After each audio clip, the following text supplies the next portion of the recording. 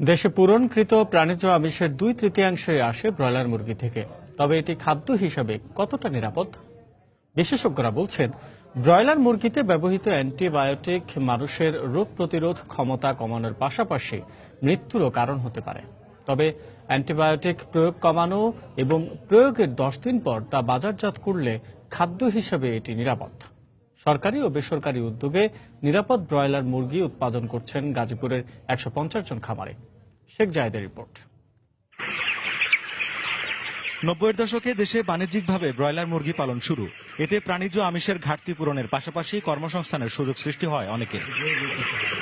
জন্মের 1 মাসের মধ্যেই খাওয়ার উপযোগী হয় এক একটি মুরগি। কিন্তু মাংস উৎপাদনে যে ওষুধ ব্যবহার হচ্ছে তা মানবদেহের জন্য মারাত্মক ক্ষতিকর। যদি র্যান্ডাম আমাদের অ্যান্টিবায়োটিক ব্রয়লার ফার্মে ব্যবহার করা হয় এবং এই মাংসটা যদি মানুষ কন্টিনিউয়াস খাইতে থাকে, সেই ক্ষেত্রে এই সমস্ত অ্যান্টিবায়োটিকগুলো মানুষের দেহে মাল্টি ড্রাগ রেজিস্ট্যান্স হয়ে যাবে। সেক্ষেত্রে মানুষের জীবন অবশ্যই হুমকির মধ্যে আসবে।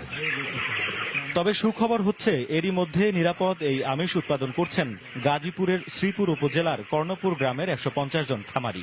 এক্ষেত্রে খামারিদের প্রশিক্ষণ ও উপজেলা প্রাণী সম্পদ বিভাগকে সহযোগিতা করছে জাইকা ও বিপিএটিসির improving public service through total quality management IPS TQM প্রকল্প বাস্তবায়নে জাপানি ম্যানেজমেন্ট অ্যাপ্রোচ থিম কাইজেন।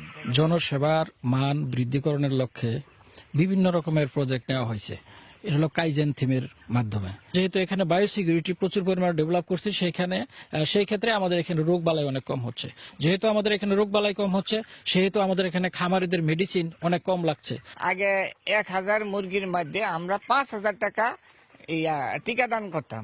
এখন অ্যান্টিবায়োটিক দেই না, যদিও দেই তাইলে আপনার হার্বালের কিছু এনে দিতেছি। নিরাপদ খাদ্য উৎপাদনের স্বার্থে এই প্রকল্প আরো বড় পরিসরে দেশব্যাপী ছড়িয়ে দিতে উপজেলা প্রাণী সম্পদ বিভাগে জনবল বৃদ্ধি এবং খামারিদের সরকারি সহযোগিতা দেওয়ার দাবি সংশ্লিষ্টদের। শেখ জায়েদ, সময় সংবাদ, গাজীপুর।